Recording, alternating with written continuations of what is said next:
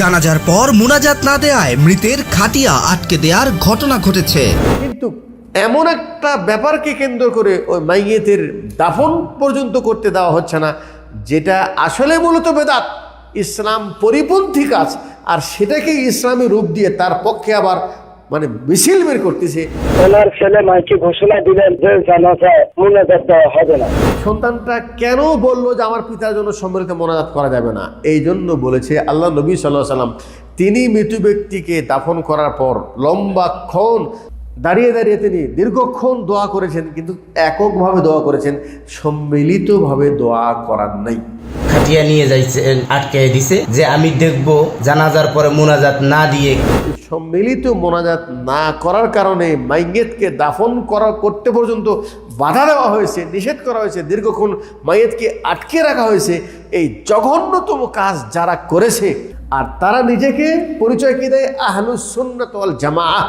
এখন তাদেরকে যদি প্রশ্ন করে যে তুমি যেই মাসআলার ওজুহাতে তুমি মাইয়েতের পক্ষে তোমরা কল্যাণ চেয়ে যে মোনাজাতের পক্ষে তোমরা এত বড় মিছিল বের করে এটাকে বলবৎ রাখার তোমরা প্রতিশ্রুতি দিচ্ছ, আসলে তোমরা ইসলাম সম্পর্কে যে কত অজ্ঞ।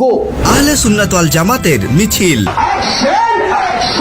তারা যতই লম্বা টুপি লাগাক, আর যতই বড় তসবি গলায় ঝুলিয়ে দিক, আর যতই তারা ইশকে মোহাম্মদের নাম দিয়ে তারা গজল আর গান গেয়ে যাক, মানুষ এখন সত্য বুঝতে শিখেছে, আলহামদুলিল্লাহ।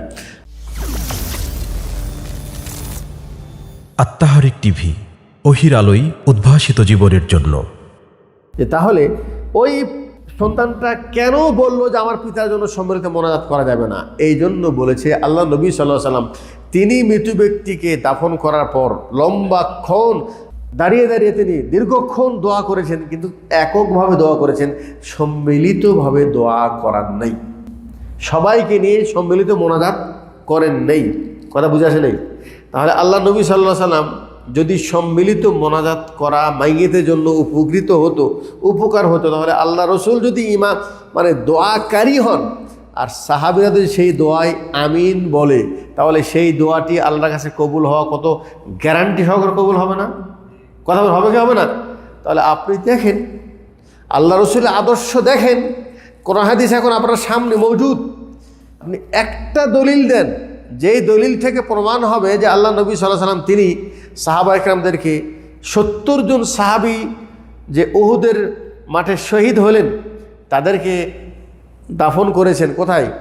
উহুদের ময়দানে। আপনারা যান, সেখানে জিয়ারত করতে যান। তো তারপর ওনাদেরকে দাফন করার পর রসুলকে সবাইকে নিয়ে সম্মিলিত মোনাজাত করেছেন? রসুল করেছেন? এটা হলো প্রশ্ন আমাদের মুসলিম ভাই তাদের প্রতি। আল্লাহ রসুল সাল্লাম তিনি করেছেন কি না এটা আপনারা কোন হাদিসে যাচাই করে দেখেন। তারপরে সাহাবীরা, কোনো সাহাবী মাইয়েতকে দাফন করার পর সম্মিলিত মোনাজাত করেছেন? দেখেন, কোনো সাহাবী করেন নাই।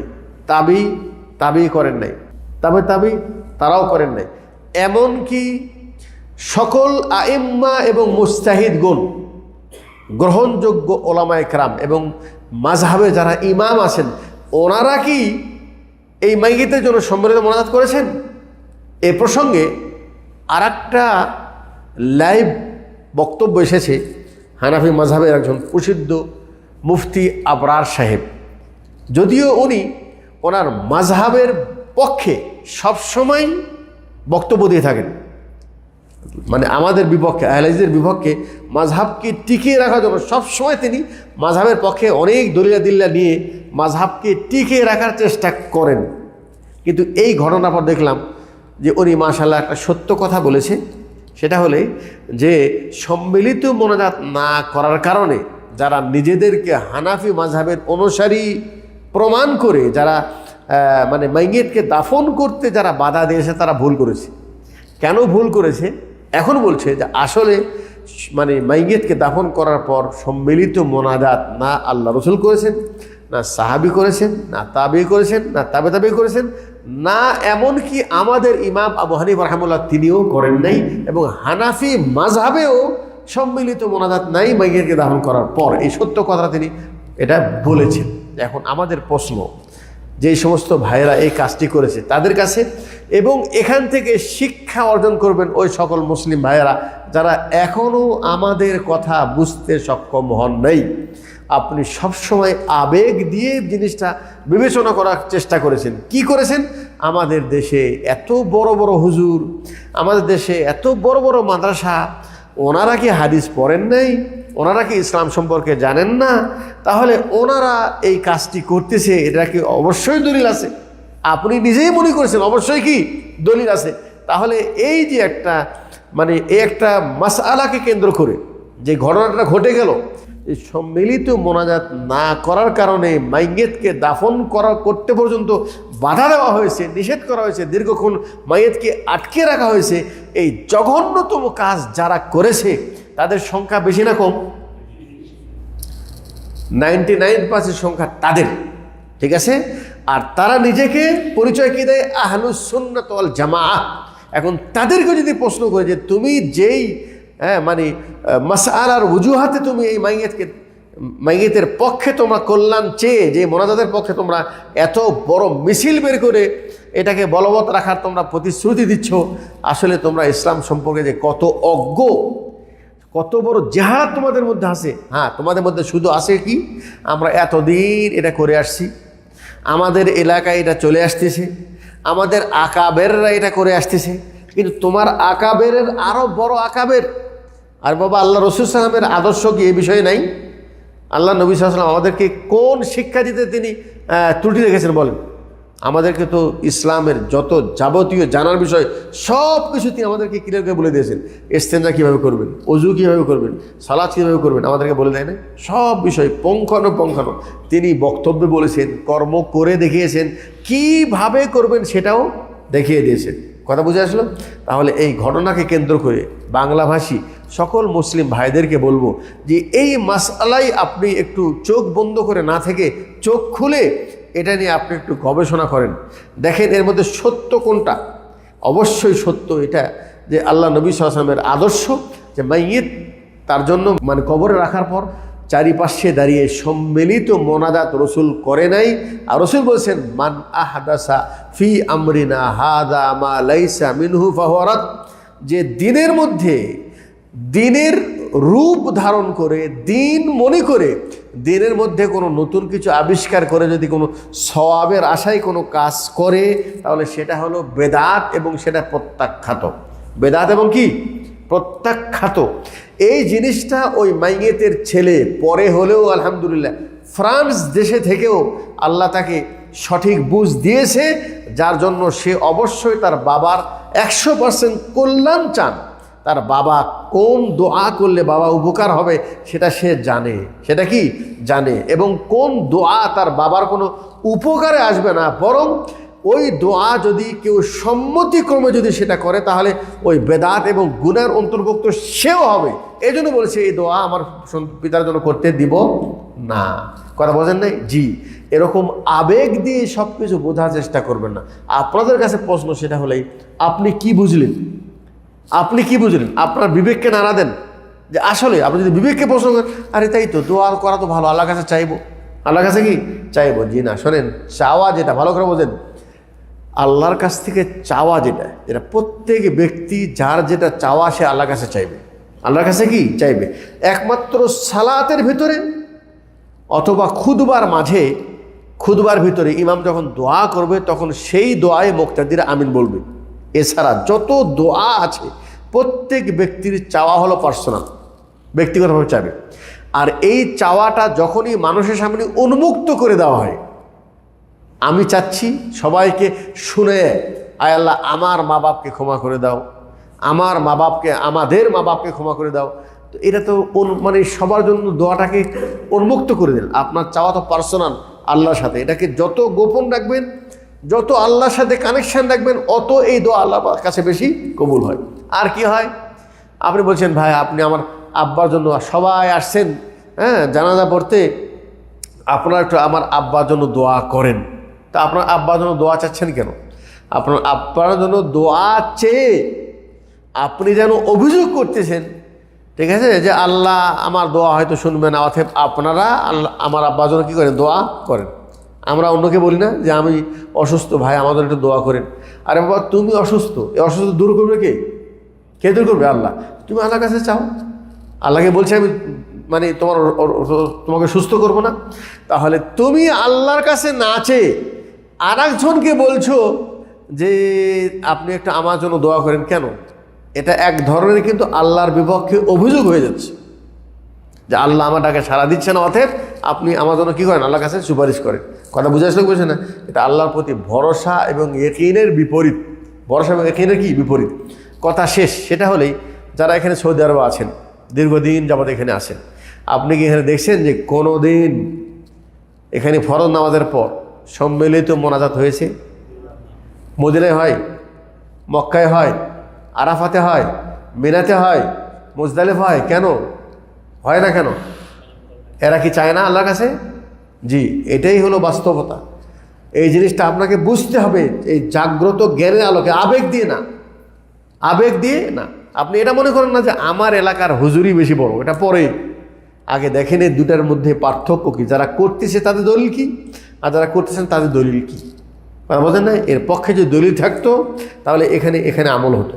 এখানে কি হতো? আমল হতো। এখানে অনেকেই জানাজা শরীক হয়েছেন না? এখানে কি সম্মিলিতভাবে মোনাজাত হয়?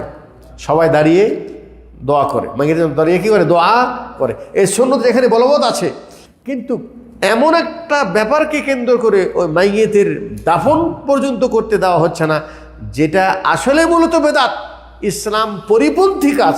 আর সেটাকে ইসলামী রূপ দিয়ে তার পক্ষে আবার মানে মিছিল বের করতেছে এবং মনে করতেছে এগুলি সব হলো ওয়াহাবি আর আহলে হাদিসদের কর্ম, এখন তাদের মধ্যে ঢুকে যাচ্ছে। জি আলহামদুলিল্লাহ, আমাদের এই বক্তব্য আল্লাহ পাকের ইচ্ছাই মানুষের কানে পৌঁছে যাচ্ছে।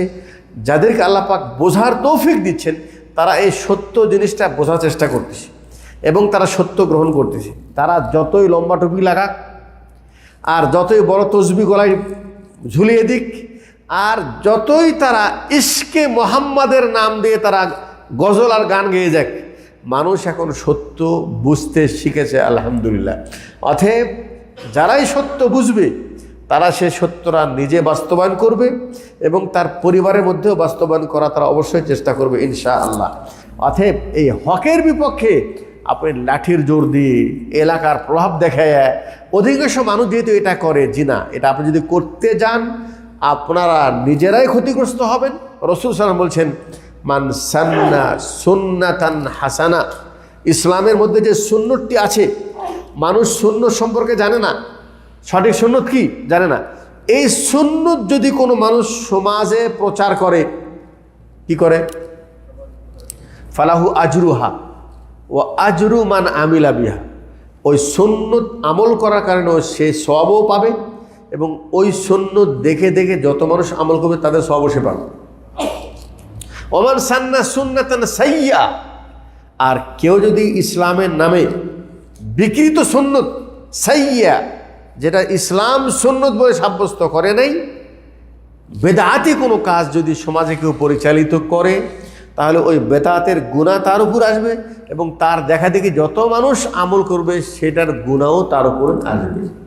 অতএব যেই হুজুর এই মোনাজাতের পক্ষে মিটিং মিছিল করতেছে, তার পক্ষে জোরালো বক্তব্য দিচ্ছে, এবং তার ভয়েস আমি শুনেছি, সে একটা ইন্টারভিউ দিচ্ছে। রাসূল বলছেন যে ইদা সাল্লাইতুম আলাল যা, এই হাদিসে বলছে যখন তোমরা জানাজা পড়ো আখলিসু লাহু দোয়া, মাইয়িতের জন্য খালেসভাবে দোয়া করো। হাদিসটা আমি ওটাই বলছি, কিন্তু এই দোয়ার জায়গা কখন এবং কিভাবে? এই দোয়ার জায়গাও জানাজা এবং দোয়ার জায়গা মাইয়িতকে দাফন করার পর কিন্তু এককভাবে সম্মিলিতভাবে নয়। এই পদ্ধতি তো রাসূলের হাদিস থেকে নেন। আল্লাহ রাসূল যদি সম্মিলিত মোনাজাত করতেন, সাহাবীরা করতেন না?